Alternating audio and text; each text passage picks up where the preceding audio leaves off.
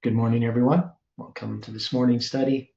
And we're continuing to look at the adversaries of Solomon in 1 Kings chapter 11. But before we do, let's have a word of prayer.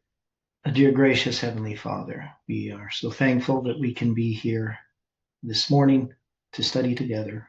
We are thankful for the light that you have given us in this dark world of sin and suffering, Lord. We know that that light is the only thing that keeps us sane and that orients us to you. So we just ask for your Holy Spirit to speak to us, to guide and direct us in this study, in our conversation. And we ask that we can be corrected in any errors we may have, and that we can understand your truth, and that it will affect our lives. So be with us now, we pray, in Jesus' name. Amen. Okay, so yesterday in looking at these adversaries, and we'd started looking at them, and we have this connection with the prophetic periods for Hadad and Rezon. So the connection that we had with Hadad had to do with his name. So it's also Adad and Hadad. So that is, that name has different spellings that changes over time. And it's kind of interesting. Now, the Hebrew number itself, 1908, I don't have anything to connect that. But when we look at and so Hadad is He, Dalet, Dalet. Those are, He is the Ha part of the Dad, Hadad, or Hadad. But it's also H111, Adad, which we understand that symbol of 111. Well, we started in Kings on January 11th. We started studying Solomon in the book of Kings, Kings chapter 1, verse 1. So that's 111. And in this chapter itself is 11 verse, 1 is the beginning of this chapter. So it has some connection there to the January 11th symbol. And then that number is also connected. So when we look at the number 1111, it's with an aleph instead of a he. So it's Adad. So it just doesn't have the aspiration at the beginning, the ha, the wind, it's just Adad. So over time, the pronunciations of words change, right? People, we can see that with the English, you don't pronounce their R's and things like that. There's lots of interesting things. Now, there's also this other name, Hadad, and that puts a het, which is just the letter that gives you that guttural sound at the beginning of the word. Now we have 2301, but that comes from 2300. So the fact that we have this connection to the 2300 days and to January 11th as a symbol, my suggestion is that the adversaries of Solomon's apostasy, because these are adversaries to Solomon, but it's adversaries to his apostasy. Could this be, the suggestion was, could this be representing the foundation of Adventism that is in opposition to, it's been given as an adversary to the apostasy within Adventism, I guess is the way to put it. Does that seem reasonable? I think it could be. I was trying to follow through on a lot of these, what to do with his name and then his origin, and I thought, well, Ephrathite is like Ephraimite, right? Yeah. And then I was thinking of Ruth 4:11 and 1 Samuel 1:1, Genesis 35:16, with Rachel dying in childbirth and bringing forth the son of sorrow and the son of my right hand, or there are other meanings for that. And then Ephrathah, which is Bethlehem, or Ephrata, which is Bethlehem. So I was just trying to tie all this to the story, and then I'm thinking Matthew 2:6 I think I said Genesis 25:19, right? So I mean, this could be a study in itself. Mm-hmm. Well, what I gather from all of that is that we end up being tied to the prophetic periods, right? Like all of these things are allusions connected to the prophetic periods. Would you agree with that? Well, of course. Yeah.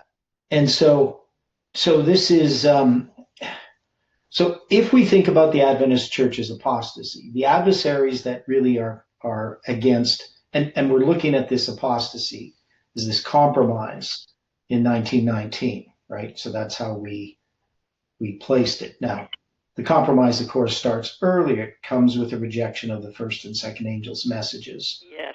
and the third angel's message in 1888. And we can see that is the adversary to the apostasy within Adventism. Now, when I came into the Adventist Church, the issue really was righteousness by faith. It was all about what happened in 1888, the nature of Christ, and all of these different things. I read M.L. Andreessen's book, Letters to the Churches, early on. Was reading the Standish brothers' work, so, and the other guy, what's his name? I can't think of it. But a bunch of things, and obviously, Hope International's Our Firm Foundation magazine, things like that. And so, in all of that, there was not the great emphasis upon prophecy. There was sort of this, obviously a defense of the 2300 days and the sanctuary message. But it was, I would think, compared to what we have uncovered in understanding Millerite history, it was a fairly weak defense. That is, the focus was upon which direction the church had gone, but there wasn't really the antidote. And the problem with righteousness by faith that I later came to understand was you can talk about the theory of righteousness by faith without having faith. And the thing is, where does faith come from? And prophecy, we have a more sure word of prophecy, right? That understanding prophecy, which our church was built upon, its foundation was prophecy, is really the adversary to this apostasy of Solomon's that we see within Adventism. So that's the way that I've come to understand it, that emphasis upon prophecy was not something that was part of my preaching, for 30 some years, until I got into this movement, right? So, I was baptized, I guess, in 1982, got into this movement in 2010. So that's, 28 years, I guess. Yeah, so it was, which is kind of interesting because the first time I ever did a sermon about this message was on December 25th, 2010. So that was, I guess, 28 years to the day after I was baptized, right? 82 to 2010, yeah. 28 years. So, yeah, so the emphasis upon prophecy, understanding how the prophetic periods are, and those are the things that have been attacked, right? So those are the things that have been attacked within Adventism. And it's been done in a subtle way because an open, full frontal assault against the prophetic periods, when that was tried by Desmond Ford, didn't really go over too well, right? They had to back off. They had to, look at their strategies again. The church was not ready to hear a rejection of the prophetic periods, even though the church had rejected them, and many of our scholars had rejected them, and our institutions had rejected them. That they had accepted Desmond Ford's idea, except that they felt he was moving too fast. That's the pastor who baptized me. That's what he said. He said Desmond Ford was correct. It's just he moved too fast for the church. Right. Well, why did he explain why he thought Desmond Ford was right? Yeah, well, he didn't believe in the prophetic periods. I would ask him, why are you in this church? Well, I mean, I probably know why, but Why?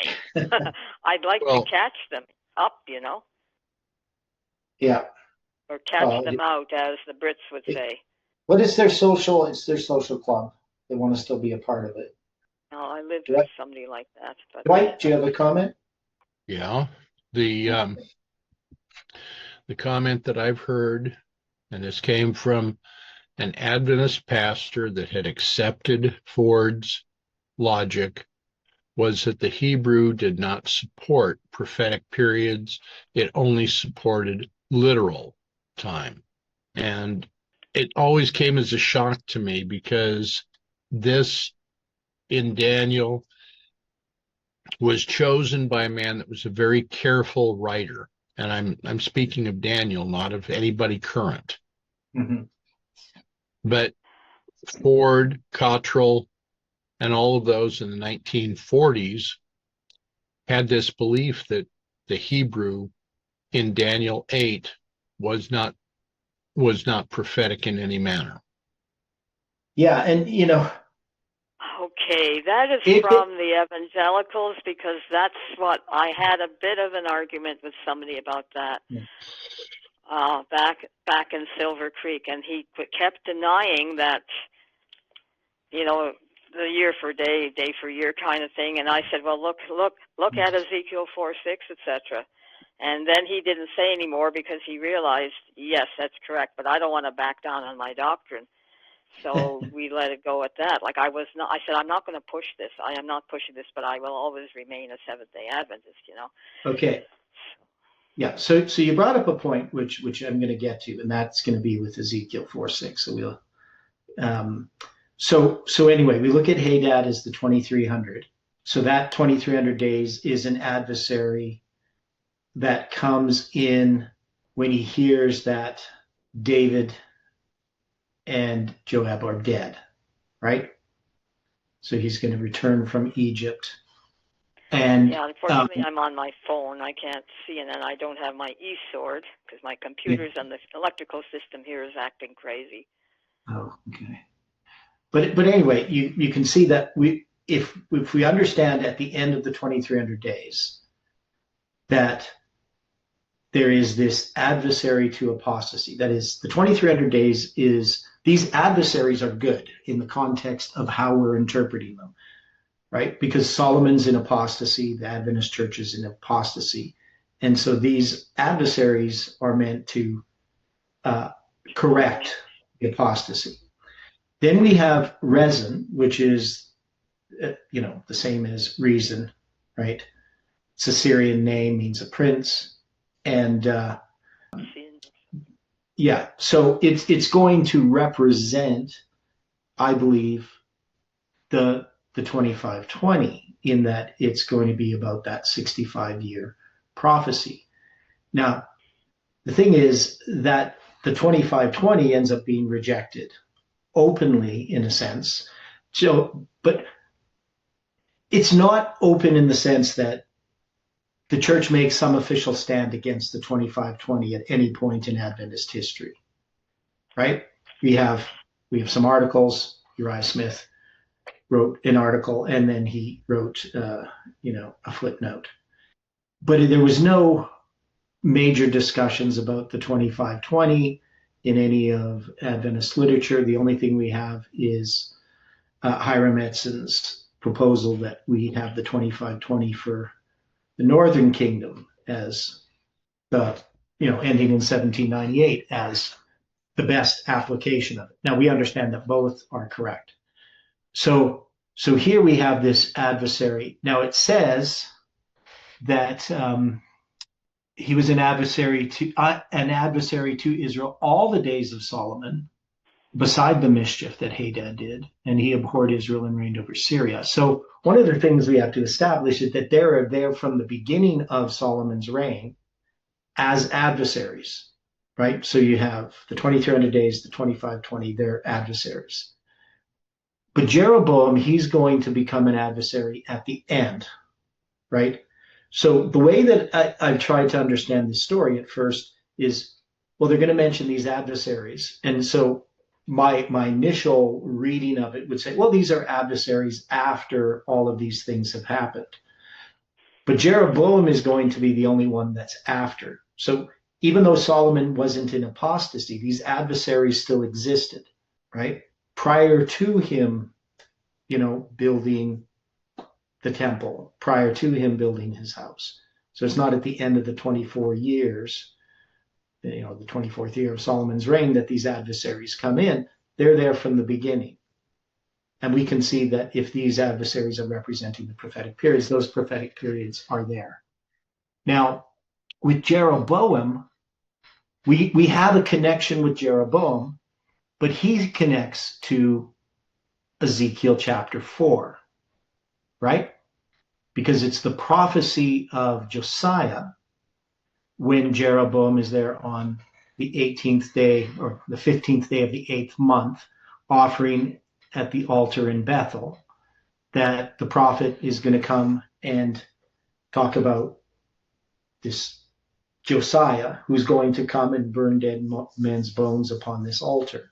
He's also going to, restrain his hand, right? He's going to have his hand become paralyzed in some way. So if we're going to look at Jeroboam as representing the 390, would this not symbolize the work that we have done in connection with, because what I'm trying to understand is, how do we connect this then to the end? So the 390, obviously, the day for a year principle.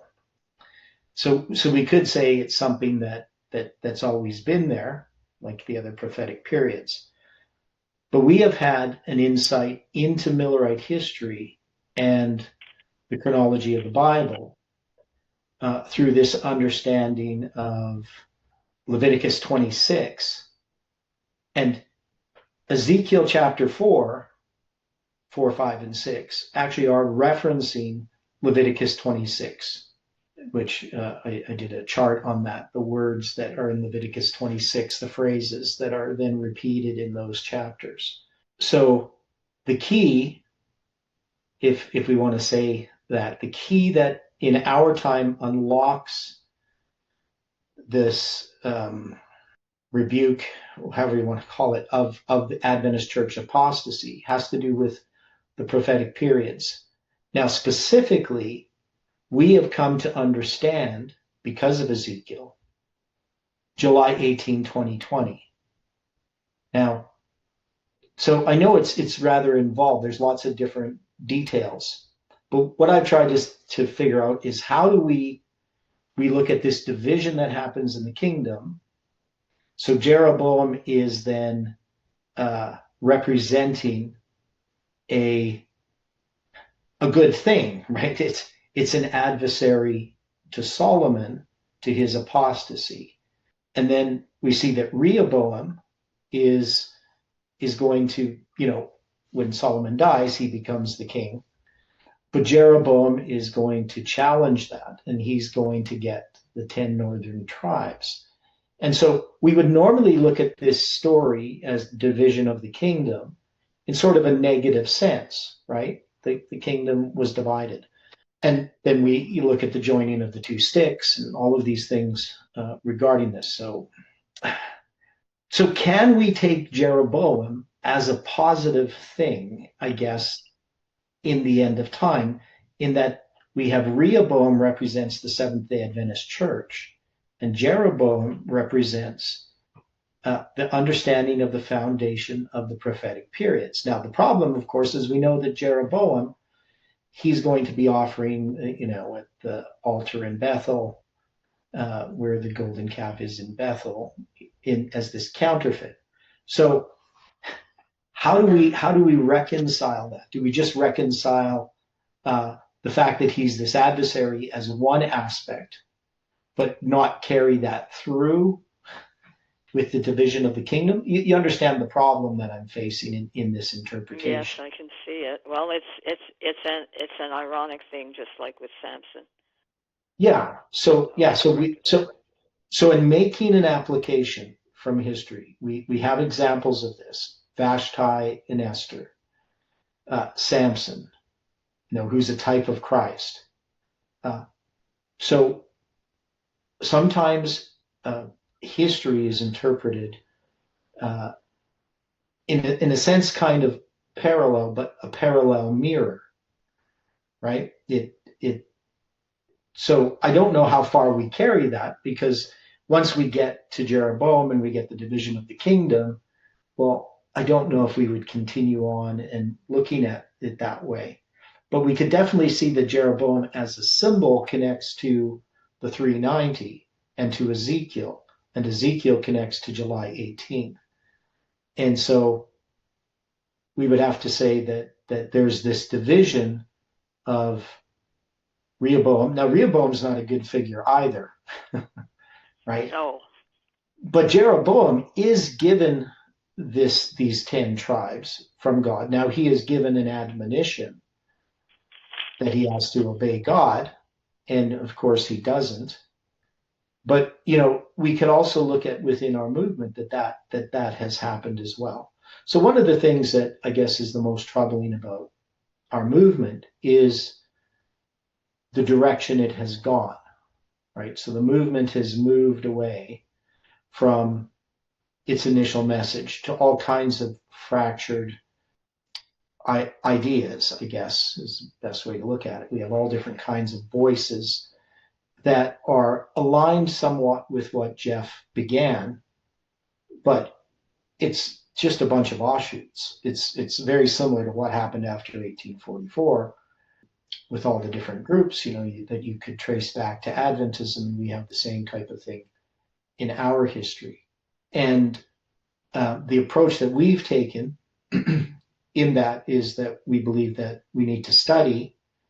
We don't believe we have all of the answers. We're not asking people to follow us. We're not saying we're the true movement that you have to follow. We just believe that the study of these things, that people can make their own decisions. So we're not organizing some ministry that's taking in money and promoting itself in some way, and we're doing in the sense of what we're doing, how we present our videos and everything is it's not done in a way that's promoting, right?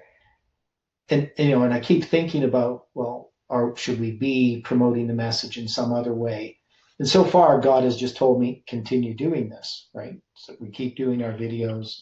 We do, I write papers and put them on academia, and that he will take care of that. As much as, I feel helpless. I know, I can sense your weariness. Oh, sorry.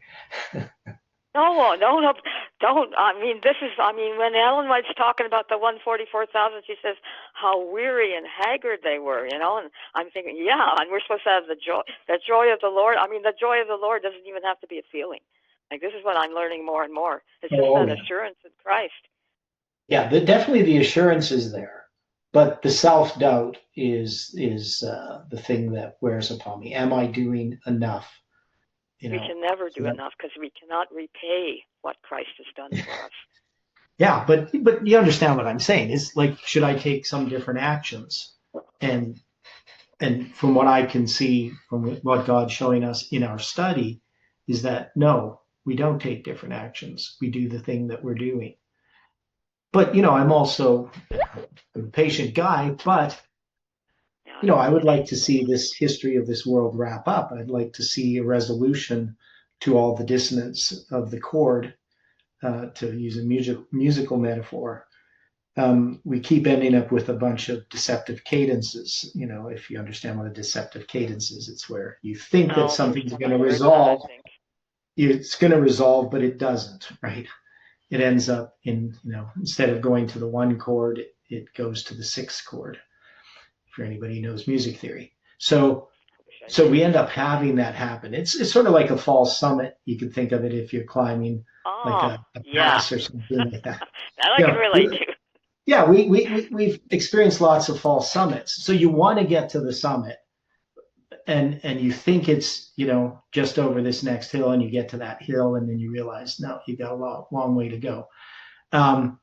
So this is the situation that we're in. But when it comes to this to understanding the role that this movement has had, I would say that Jeroboam as a symbol represents the light that has come in this connection with the prophecy of Josiah.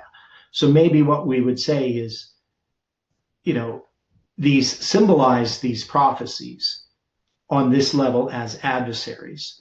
But once we get into Jeroboam and Rehoboam, we're not going to continue that analogy along the way, right? We're not going to be following the king of the north, the northern kingdom, as being the good kingdom and the king of the south as being the bad kingdom, right? It's the prophecy will change in how we understand it, how we're making these applications. That is, there are different stories.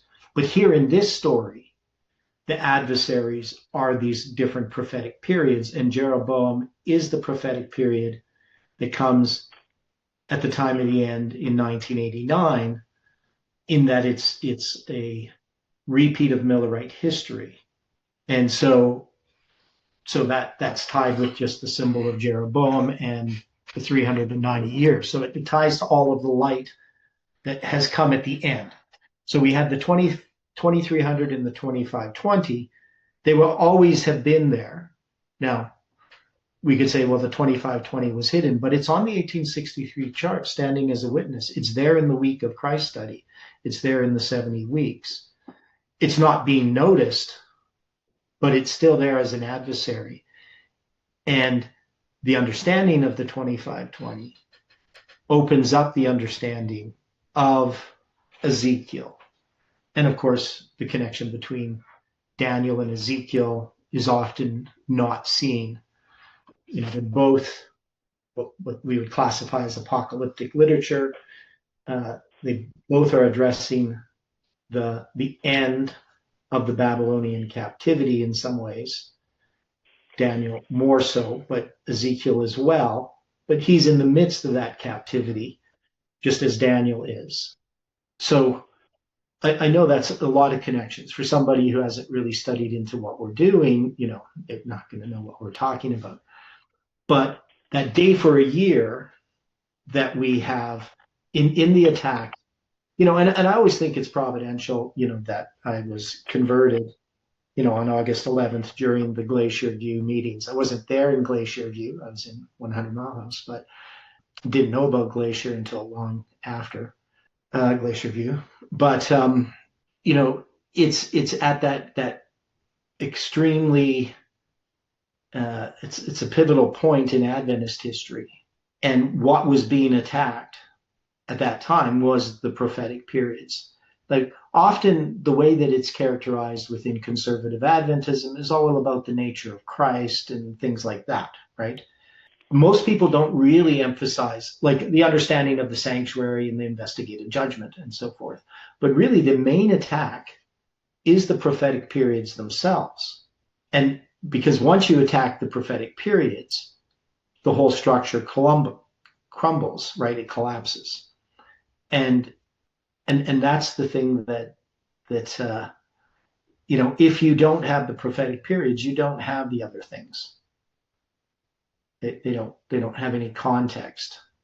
So I'm kind of tied up in that history and in understanding the day for a year. So the arguments that were made by Desmond Ford and others, Cottrell and so forth, against the prophetic periods are really utter nonsense, right? And I've read an agenda, obviously. Yeah, well, their agenda was to align with the evangelicals, but you can see how far Adventism has departed, where what we understand in looking at not just Ezekiel, but we look at Ezra 7-10, and we look at the journey from Babylon to Jerusalem and the chiastic structures that are there. These things should have been noticed by our scholars, right? They should have been digging for these things. Now, there were some people who were trying to do some digging, like Grace Amadon. She looked at the chronology of 457 BC. She looked at the chronology of when Jesus was crucified, right? She looked at the chronology of 1844 and tried to determine the calendar.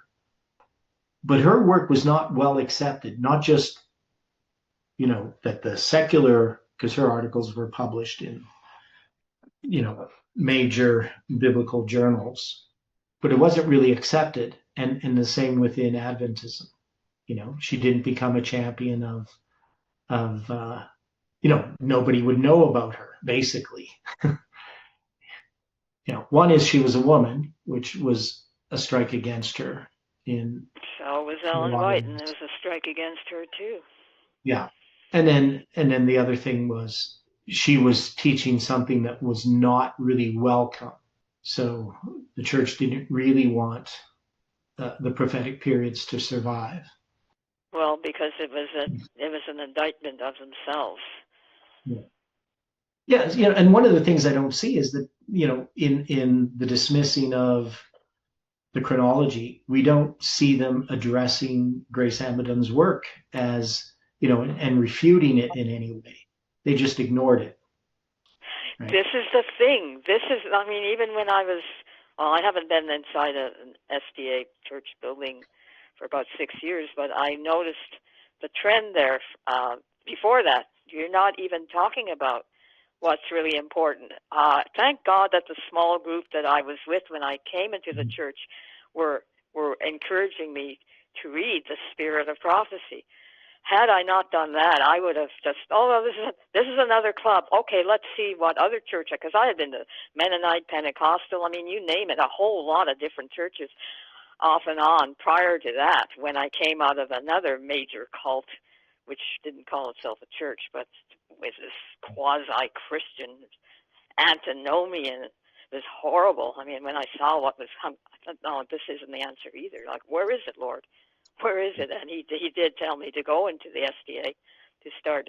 And I called him up and I said, I'd like to have Bible studies, because I think I know I've been taught a lot of error in the group that I just left. And then when these gals got a hold of me, I'm so glad that they did, because they were genuine SDAs. Yeah. Yeah. So so we definitely have these parallel kingdoms, within Adventism. So how we're going to try to address that with the Jeroboam and Rehoboam, the northern and southern kingdom. Maybe there's just some symbolism in there. So you're saying, Kelly's saying that they're at Glacier View, that Margaret Davis and her husband were at the time it happened. Okay, interesting. And Kelly, I'll just read that there. Yeah. Margaret Davis was at Glacier Bay with her husband Tom Davis. You mean Glacier View? Glacier View. Sorry, thank you. Being Canadian there, Glacier Bay. He was editor of the Review at the time. He was editor of a lot of magazines. So that's one of the reasons they were there, or she was there with her husband. So Margaret was the only woman there as well, and she was also the only one to stand up and leave Ford speechless. He couldn't answer her question. I wish I'd seen that. I do have a recording of her telling me that story somewhere. Same time when I took that picture. Both Peter Plum and I were there when she was sharing that story. I'd get her to share it over and over, and one time I finally recorded it. Thank God. Yeah. So, if I was at Glacier View, not that I'm some great scholar, but there would be lots of questions that you could ask, lots of things you could bring up that would make them recognize that, what Ford was doing was incorrect. Now, they did remove his credentials, but many of the people still had sympathies with Ford.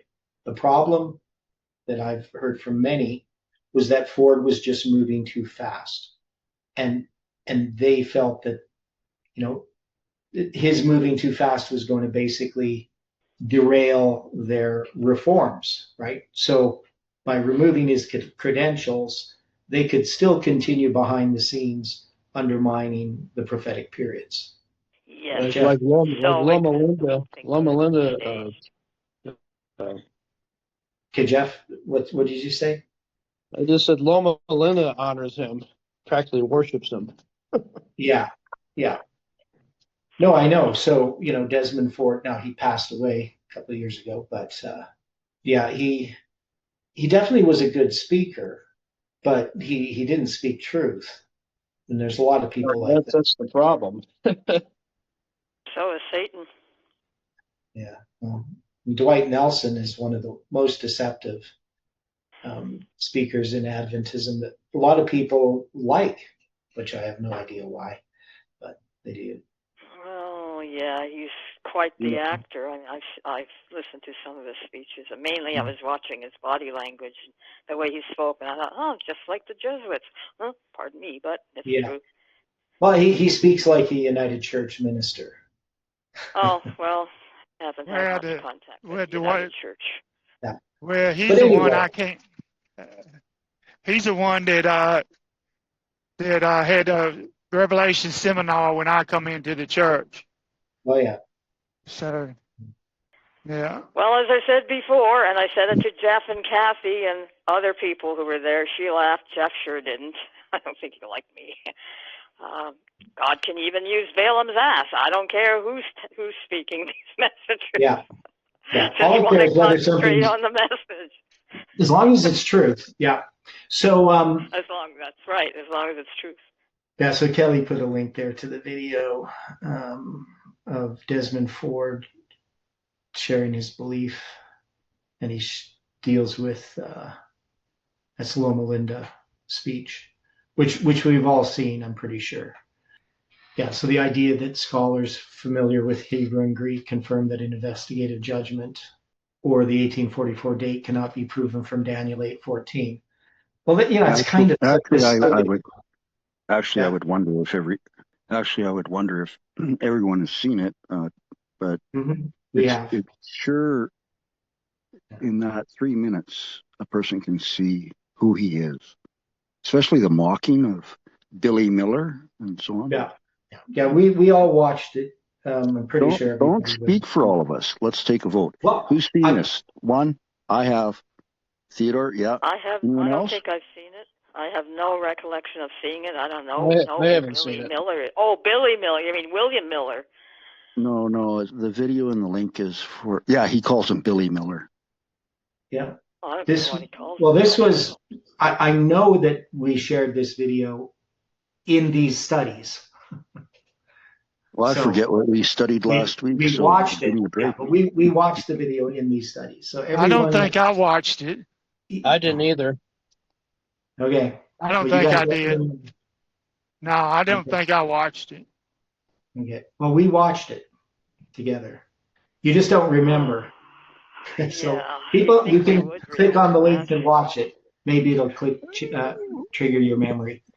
But this is the clip. Yeah, I do remember watching it. I think I was the one who shared it, maybe, or was it you? It was me. I might have had and didn't realize I watched it. Yeah, when you see it, you will remember. You will remember. Yeah. Well, we've watched it a few times, so. But anyway, speaker of Loma, was he at Loma Linda when he was? Yeah, he was speaking at Loma Linda. Yeah. I think I saw parts of that. Yeah. It was shown extensively within this movement, and we actually watched it again a couple of times. So, but the point is that we have this sort of assertion that the Hebrew and Greek do not support the investigative judgment or the 1844 date, which is such a silly argument, because one is you can say that, but you have to look at all of the scriptures. It's not just Daniel 8:14, right? You got so many other things, but this sort of attacking something in this manner without a comprehensive attack. Now, there are people who have done comprehensive attacks against the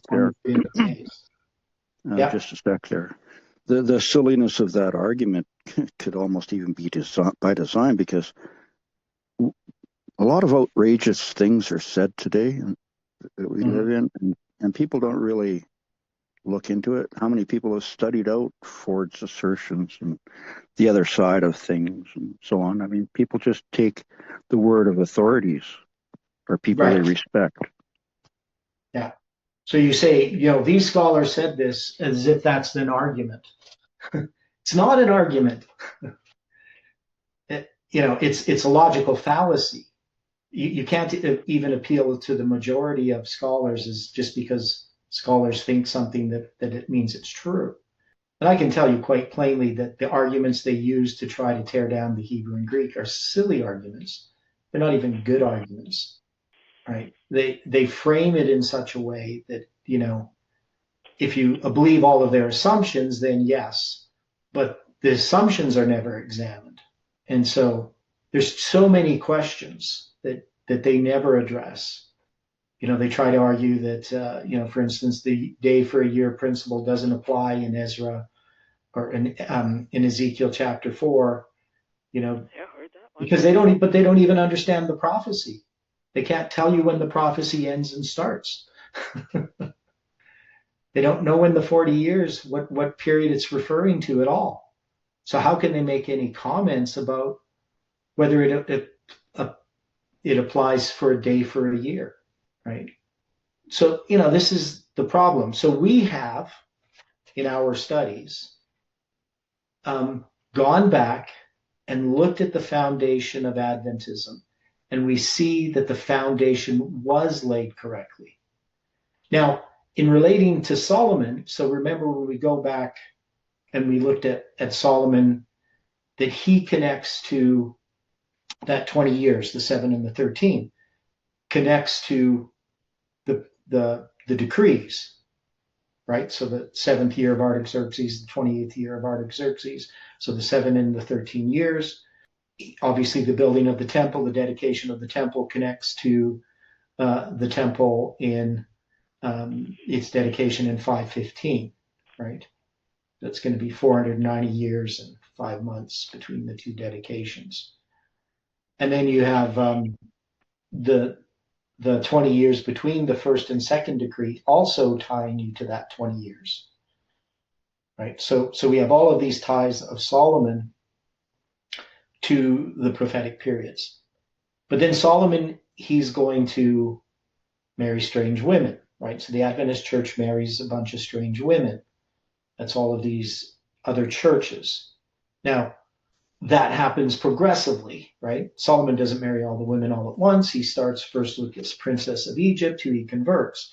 And his thinking is very similar to the thinking of the Adventist church. We want to win over the evangelicals. How are we going to do that? We're going to change how we express some of our ideas. We're going to adopt their methodology. We're going to learn in their schools and influence them, not realizing that they themselves are the ones that are influenced, that the evangelicals end up converting them. And they think if they hold on to sort of some of the forms of Adventism, that those, what they call truths, the two basic truths that Adventists now believe that their purpose is, that it's important to rest one day in 7 and that God is being judged. Those are the watered down versions of the sanctuary message and the Sabbath. So we can see that approach of Solomon, the approach of the church, is a deceptive snare. Now, these adversaries then being the prophetic periods, so we would say the 2300 days, the 2520, and the 390 years of Ezekiel that tie us to, ultimately, and our history is going to be expressed with the connection with Revelation 9 and then July 18, right? So these adversaries then undo this apostasy. So one of the things, often we focus upon the apostasy. So we can see what Desmond Ford is doing. We can see what the church has done. But for many people who watch, what Ford has done or know the apostasy in the church, they have no better, they have no remedy to the situation. They're in some ways, their cure is worse than the disease, right? Because it goes into different types of fanaticism and and nonsense, right? All kinds of foundational beliefs of Adventism are cast aside, so you could look at all these winds of doctrine, all of these groups that believe the church is in apostasy, whether it's, lunar Sabbatarians or feast keepers or character of God, whatever it is, they have provided nothing better. And these are all counterfeits. So then we have our movement, which also is fractured into all these different groups. And we recognize that the foundation of Adventism has been laid correctly, but we don't just go back to the foundation and stay there, which some groups do. They want to go back to becoming Millerites. We recognize that the truth has unfolded, that there are things that we understand more fully in these last days, especially in the unsealing of the seven thunders. So we have a perspective that is the cure to the problem within Adventism. But then the real problem, well, for me personally, is how does that message come to Adventism? And that's something that we're studying, that we're trying to understand in these studies. So as we've zoomed out, we now are looking at the Adventist church rather than at the autopsy of the movement itself. Yeah, Jeff, you had a comment? Well, those are only open for it will receive it. Well, I'm thinking of Christ, when he soon gave up trying to convert, as it were, the elders, the Sanhedrin, the scholars of his day. Some of them came to him, and some of them did receive him. If you read in the book of Acts, many of the priests were converted to the faith. Yeah. So they'll come to us, the ones who are really hungry and seeking. Mm-hmm. Yes. We can trust in God's providence that if we are doing the work that he asks us to do, that work will be accomplished. But, you understand, of course, the natural human desire to see the work finished and, to actually be more active. But at this point, I felt that for years. One of the biggest battles I had when I joined this movement was no public evangelism. And I thought, well, I'm still going to continue with private evangelism. Yeah, well, that was misunderstood by people, right? So the idea of no public evangelism was not bringing a bunch of people, actively to become, baptized members of something, right? But no way did that ever imply that we should not evangelize on a private way. Plant seed. Yeah. We weren't going to be harvesting fields. We were going to be planting seeds, right? Do you remember I need to ask a question. I'm sorry. Go ahead, Kelly. Remember your question. Theodore, do you remember me standing up to challenge Jeff, was it at Wabaman, about evangelism? Mm-hmm. Okay. Yeah, I remember. Because at that time, he seemed to be saying nothing, and I had to strive with him. I'm going to share books. I'm going to talk to people about God. I'm not going to stop that. Well, and he finally conceded the point, but at that time, it was almost like no evangelism. So people did misunderstand it, though. You're right. Yeah. Okay, William. William, your question? Oh, yeah, I was going to just ask, would it be wrong for me to go to they put on festivals and stuff and put up a booth and give out books and stuff? Is that what you call public evangelism? No. I would call it that. Well, to some extent it is. I mean, you're going to get in trouble with the SDAs mainly. The concept had to do with public evangelism, bringing them into the movement, bringing them into the church as baptized members. That was because it would not have been profitable at that time, and that's the main reason. And we were not ready. Well, I don't think it would be anything wrong for me to do that, would it? No, of course not. I would have I'd help you set up the booth and hand them out. But we actually are not in the time of no public evangelism now. That applied to then. It doesn't apply to now. But even then, that wouldn't have been against the idea of no public evangelism. But I've never been a public evangelist. That is, I've never had a desire to bring people into Adventism. I've always been a seed planter. So for me, it's pretty easy. I've only ever brought one person into the church, if you don't count. Well, I don't want to bring. I mean, even people who still were attending tithe paying and everything. Some of them were commenting. I wouldn't want to bring them into the corporate church. Yeah. So I've never had that desire to bring people into the corporate church. I've done lots of Bible studies, ministered to lots of people, but I didn't seek to make them Seventh-day Adventists. Yeah, I still warn them about that. In fact, I warn them about all the churches, but I say particularly the Seventh-day Adventist church. I said, although there are some genuine people there, they just have to have the veil taken off their eyes because it's corrupt. I said, all of the churches are really corrupt. Find God for yourself and study His Word. Yeah.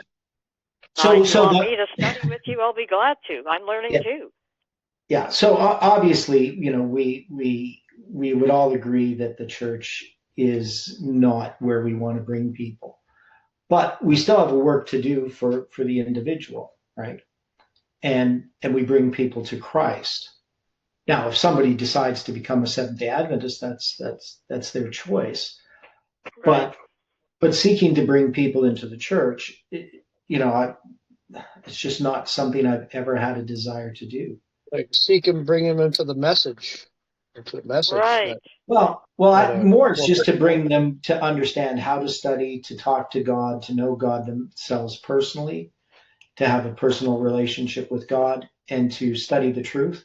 I teach the doctrines of Adventism, right, because I believe them to be true, but I never promote the church, the organization, to people. You can develop study groups too, Mm-hmm. Yeah, well, that's what I've done. I've done lots of study groups. But you see, the point is some people, their goal is to bring people into the Adventist church. They search sea and land to find one proselyte and make him twofold a child of hell than they themselves are, right? They think that that's going to save a person. But if that person is never truly converted and they just become a social Adventist, you've done worse to them than if you had left them alone, right? And to me, that's just such a simple idea that a person needs to be converted first, getting them baptized, getting them to join a church, getting them to even just attend church and not be truly converted. You've not done them a benefit. You've done them a disservice because they now can think that they're okay, that they're a Christian. But it's not well understood within Adventism. And there's a lot of lip service about bringing people to Christ that really is just a guise for bringing people into a social group, right? So the social, where they can be controlled. Yeah, and so back in the 90s. I've seen a couple ends of that spectrum in the church, like numbers, quick baptisms from large public evangelistic series. Yes. And then I've seen, Randy Barber, Calgary Central. He had pastors Sabbath school class for usually at least a year before he baptized the people that were coming they first came to the public evangelism. Then he brought them to church. They attended Sabbath for about a year, and then he baptized. But the one time at an It Is Written seminar, I brought my Hindu friend, and he really was impressed with the preacher and so on. Made an altar call, and he asked me, "Can I go?" I said, "Sure, you can go down." So he went to the front, and then they asked everybody to stay behind after and go to the back and meet with the pastors. And they were going to baptize him the next day. They told him, bring a towel and change your clothes. And I said, Randy Barber was standing next to me, and I said, they can't baptize him. He's Hindu. And Randy looked at me and he just kind of nodded his head. Oh, yeah, they will. He was not impressed either, but he didn't get baptized. I didn't bring him back. Yeah. But yeah, I've seen both ends of the spectrum with the church. Yeah. Some do it well. Warburg would be doing it well, I'm sure. Has your friend been back since, or gotten in touch with you? I'm sorry, what? I just wanted to know whether your friend has been in touch with you since. Oh, that Hindu friend? Yeah. Not that particular one, but I do have a lot of friends that stay in touch that are East Indian and so on. But yeah, not that fellow. But the point here, is that often what the church is doing is just trying to get members. Mm-hmm. And of course, Angela, just further to that is, as like Theodore, the seed was planted there for sure. And I left him with literature, but I don't know, I lost touch with him somehow. But he'll remember about Jesus, I think. Yeah, and you don't always know what happens to that person afterwards, because I've had, going door to door and praying with people and finding out years later they became Adventists. So you just never know. But the main thing is that people start a walk with God, that they start to be aware of God and they start to know, how to study the Bible and so forth. But when we look at this situation with how the church has gone into apostasy, it has been gradual, right? They began rejecting the prophetic periods. First, the first, second, and third angels' messages are rejected. And then they have the books of a new order.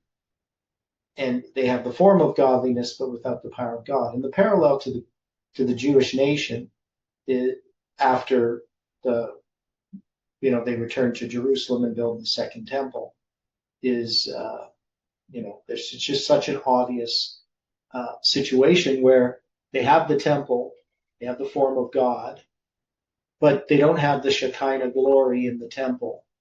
They don't have the Ten Commandments in the ark, right?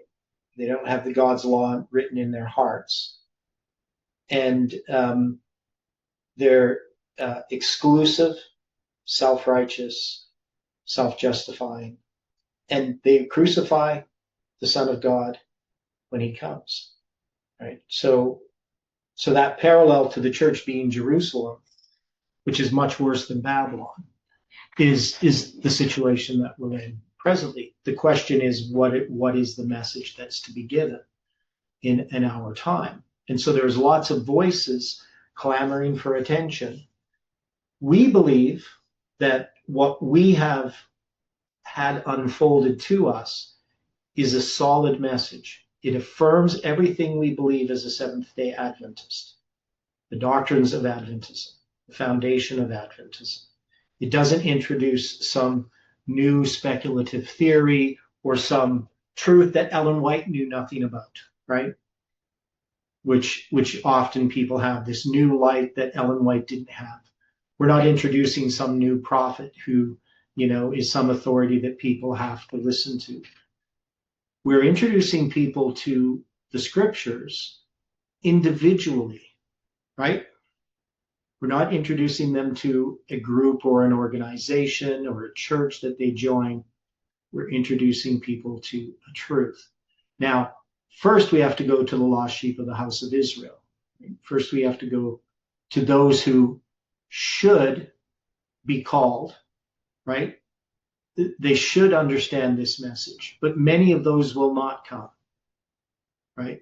Their minds are blinded. They have prejudices. They won't even look at the information. But we still have to go to them first, because there will be some of them, and some of them, I would say, what we would normally call great men, who will see this light and be very powerful voices for this message. But we have to be patient, right? We can't go ahead on our own trying to accomplish a work that only can be accomplished by the work of the Holy Spirit. So it can be discouraging looking at the situation in the church. It can be discouraging looking at the situation in the world.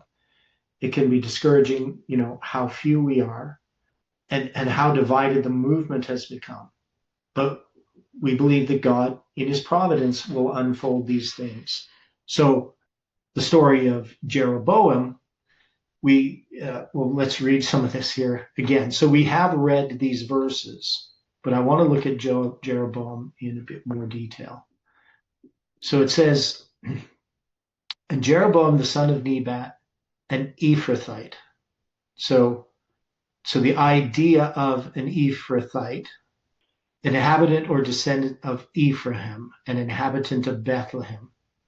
Bethlehem Ephratah, though thou be among the thousands of Judah, out of thee shall come forth he that is to be ruler in Israel, whose goings forth have been from everlasting, right? From the days of eternity, however you look at it, right? That's the verse. So, yep. So, Matthew 2:6, yeah. I think it is. Yeah. So this Then is Jeroboam. Elkanah too. So it's this priesthood. Okay. Yeah. Now he's an Ephrathite of Zeradah, which is the Hebrew number is 6868. Now, what would be the significance of that number? Anybody have any insight into that?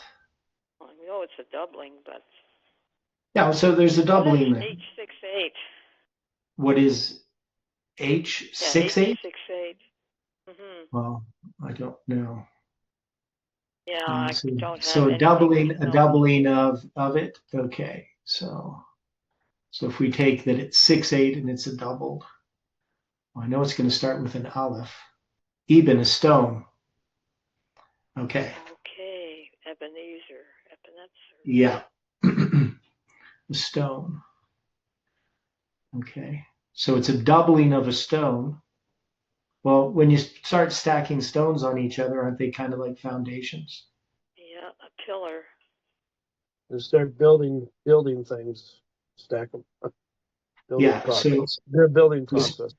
Yeah, so Jeroboam the son of Nebat, an Ephrathite of Zeradah, Solomon's servant, whose mother's name was Zeruiah, a widow woman, even he lifted up his hand against the king. And this is the cause that he lifted up his hand against the king. So Solomon's going to build Milo and repair the breaches of the city of David, his father.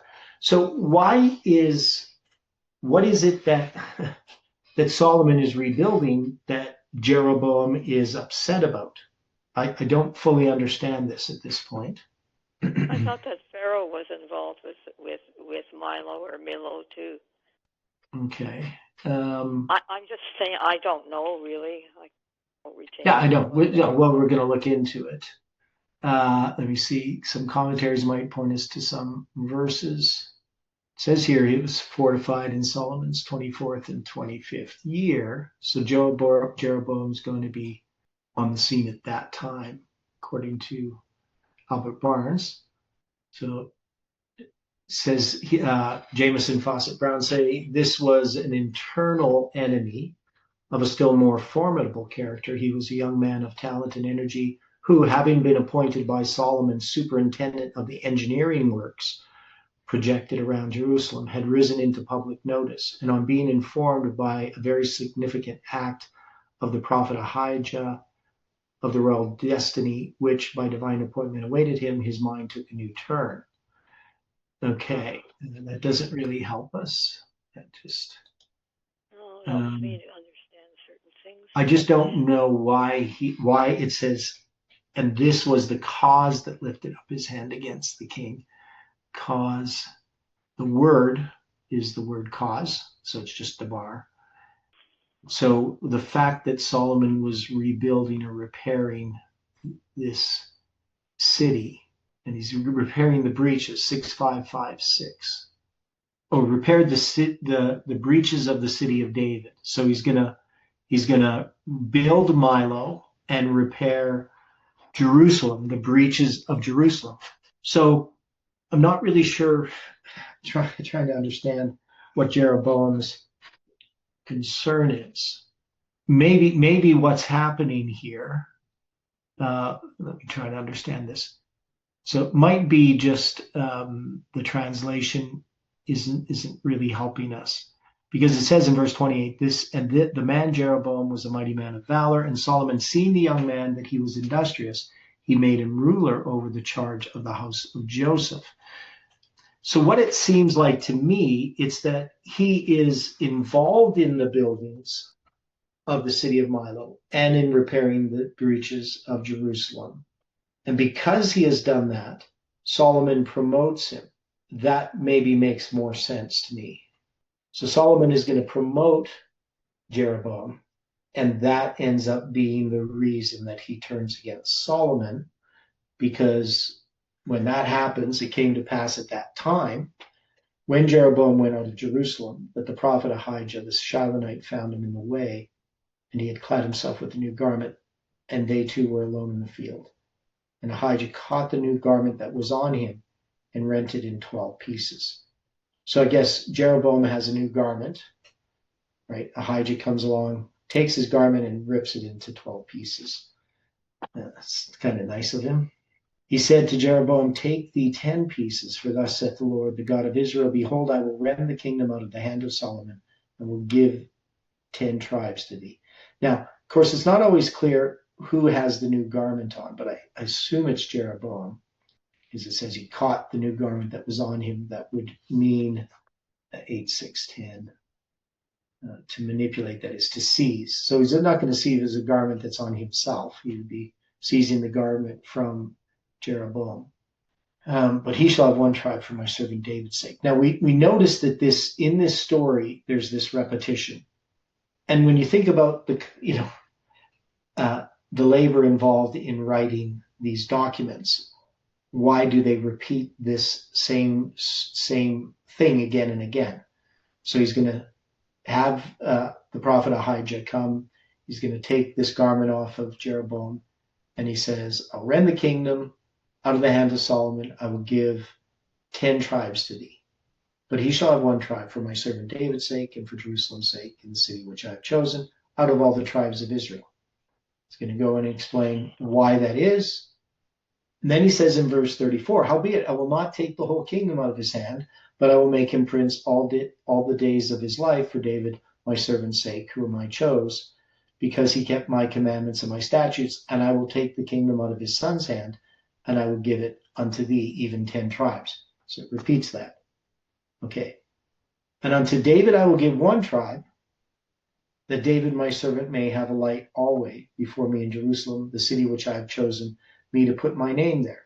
And I will take thee, and thou shalt reign according to all that thy soul desireth, and shall be king over all Israel. Okay, and then it says, basically, you have to be faithful. You have to keep the commandments, to do the statutes, do what is right in my sight, keep the statutes and my commandments, as David my servant did, that I will be with thee, and build thee a sure house as I built it for David, and will give Israel unto thee. Okay. So we have this repetition of this. And then it says, Solomon sought therefore to kill Jeroboam. And Jeroboam arose and fled into Egypt unto Shishak, king of Egypt, and was in Egypt until the death of Solomon. And the rest of the acts of Solomon, and all that he did, and his wisdom, are they not written in the book of the acts of Solomon? Right. So we got Jeroboam. He's going to flee to Egypt.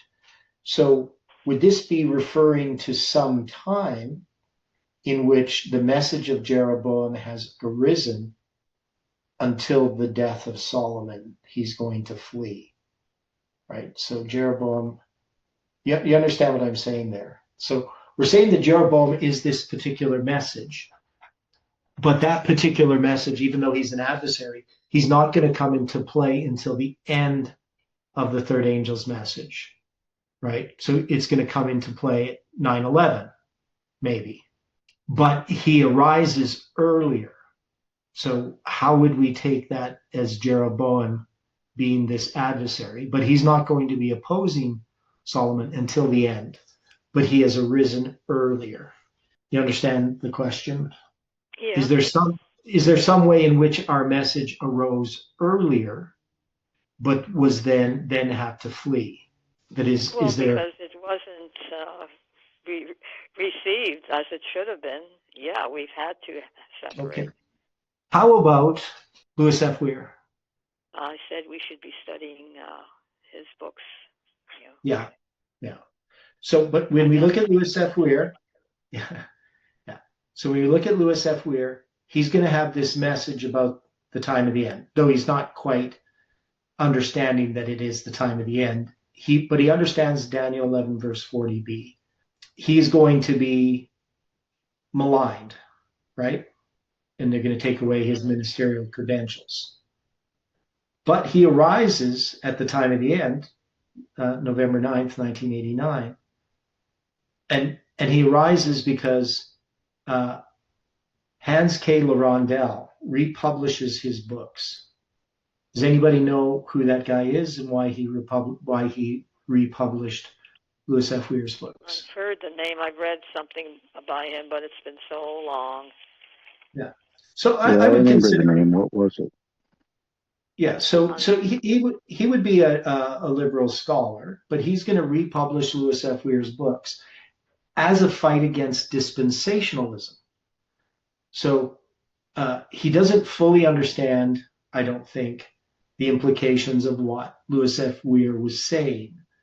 But Larondel was opposing dispensationalists, and he saw Louis F. Weir's books as a good way to fight that.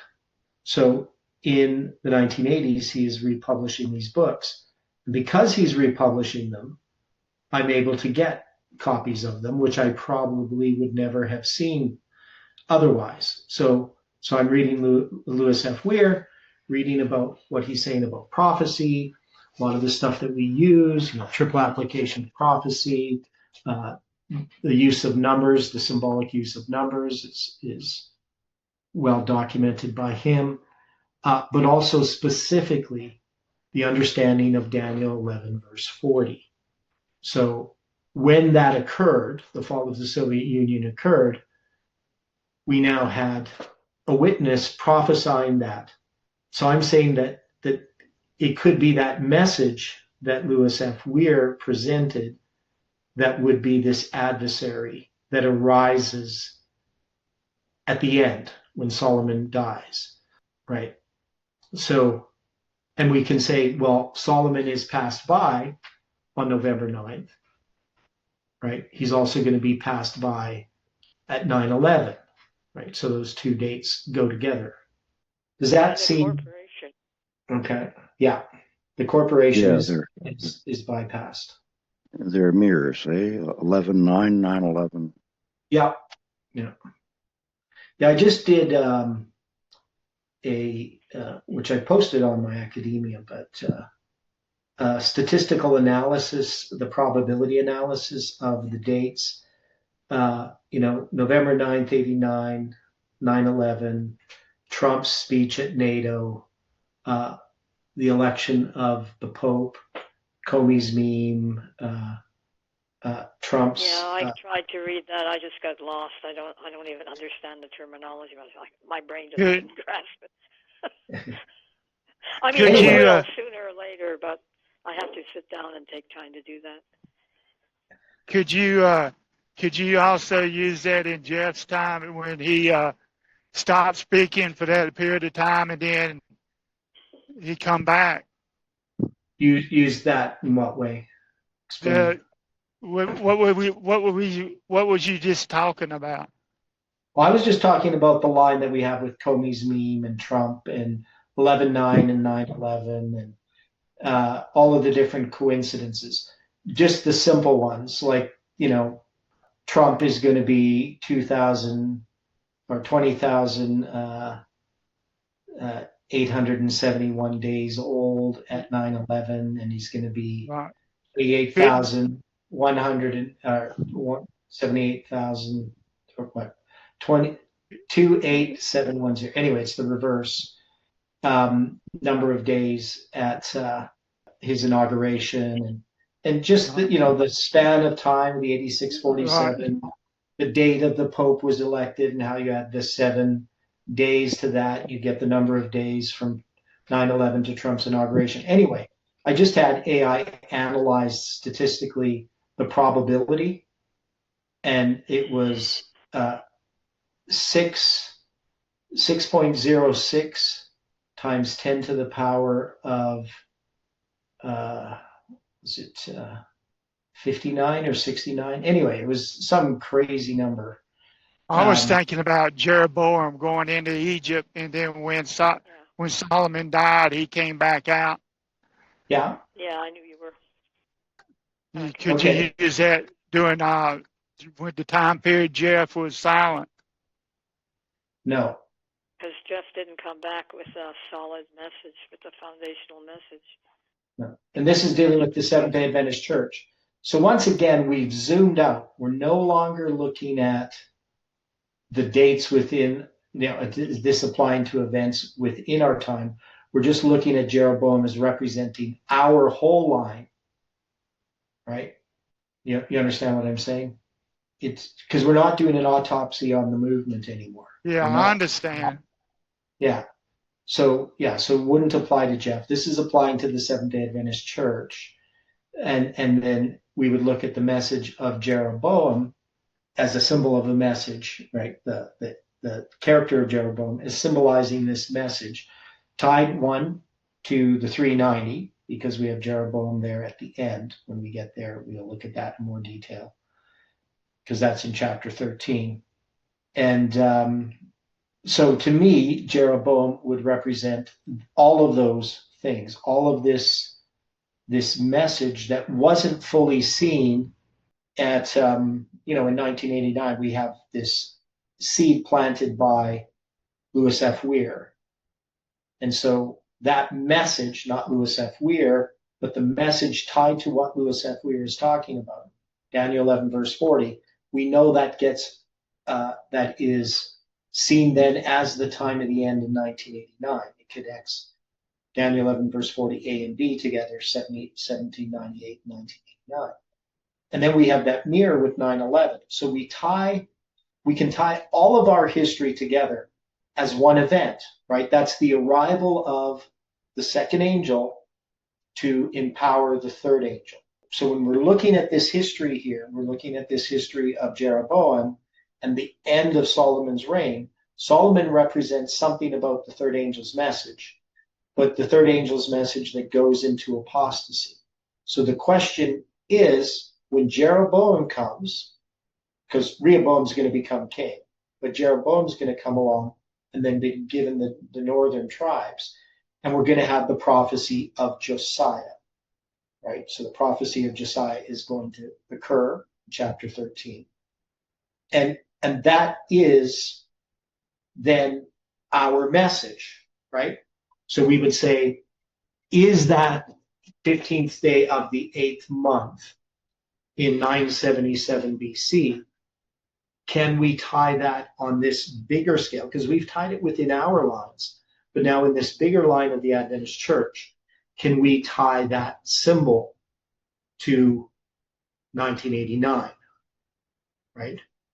Or 9/11, or just our whole message, however we're going to tie those symbols together. Because we look at 11/9 and 80, and 9/11, 11/9 and 9/11 as really the same symbol, right? Even though in our line it's differentiated.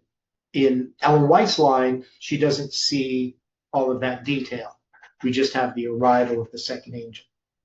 And so if you have the second angel, you have the first angel. So when we zoom into that arrival of the second angel, we see the first angel. But Ellen White doesn't see that per se. She just sees the one event, which to her is the Sunday law. But to us is all of this history that we've been going through. So that's what we're going to try to do tomorrow, is to dig a bit deeper into Jeroboam and understand how that represents what happened in our history. Any thoughts on that? Yeah, in Jeremiah 31, 20 and 21, I was also thinking about that. Is Ephraim my dear son? Is he a pleasant child? For since I spake against him, I do earnestly remember him still. Therefore my bowels are troubled for him. I will surely have mercy upon him, saith the Lord. Set thee up waymarks, make thee high heaps. Set thine heart toward the highway, even the way which thou wentest. Return to the old paths. Turn again, O Virgin of Israel. Turn again to these thy cities. And then as for Zeruah, meaning full-breasted woman, I thought, okay, let's go to Proverbs 5. That fits too, especially about, to be ravished by the wife of thy youth, and beware of strange women whose lips drip like the honeycomb, etc., etc., etc. Yeah, it all fits. It's just amazing. Yeah. There's just lots of things that we're going to have to parse out of this story, but you can see, I think we're going in the right direction. That's, but yeah. So anyway, thanks everyone for the discussion today. It definitely helps, when people talk about things, right, rather than me just talking. It helps us sort through all of this information, and we sort through it together. So if there's no further comments, I can close with prayer. The dear Father in heaven, thank you for the time that we have had to study this morning. And we just pray for your continued presence through this day. Help each of us as we contemplate these things to have our faith increased.